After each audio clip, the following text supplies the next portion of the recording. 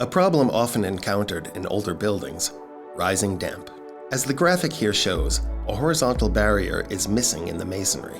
The rising damp is absorbed like a sponge and is pulled up the wall. Among other contaminants, harmful salts are carried along and become visible on the surface of the wall. The damage becomes visible in the areas of the wall where the moisture evaporates.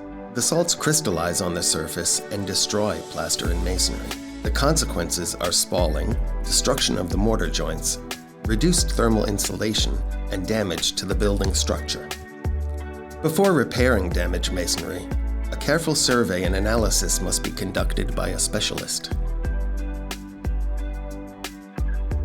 The repair begins with the installation of the horizontal barrier with Köster Crisin 76. The process can also be used in moisture levels of up to 95% and independent of the salt content.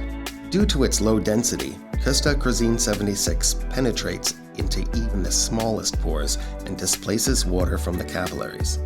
First, the old, salt-damaged plaster is removed in the area where the new horizontal barrier is to be installed, and loose material is removed from the masonry. This way, the joint in which the holes are to be drilled can be identified. The horizontal barrier is then installed.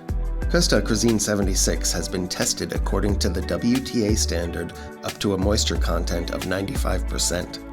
The Köster suction angle system is used for installation. First, the distance between the drill holes is marked. With a wall thickness of 50 centimeters, the distance is 10 centimeters. Consumption for various wall thicknesses is given in the technical datasheet. Usually, holes with a diameter of 14 millimeters are drilled horizontally in the lowest joint. The horizontal barrier must always be placed in such a way that no groundwater, splash water, or other moisture can ingress above it. Holes are drilled to a depth of the wall thickness minus 5 centimeters.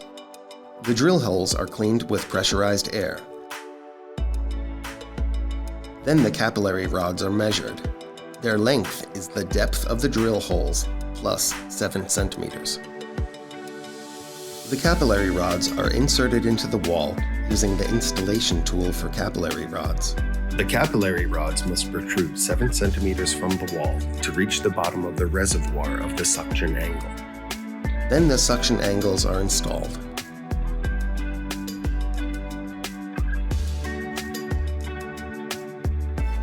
The nozzles are attached to the cartridges, which are clipped into the suction angle.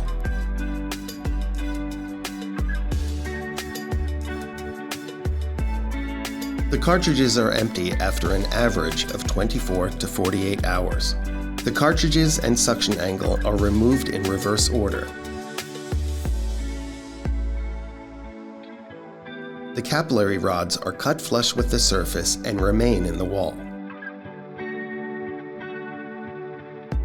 Finally, the drill holes can be sealed flush with the surface using Köster KB Fix 5.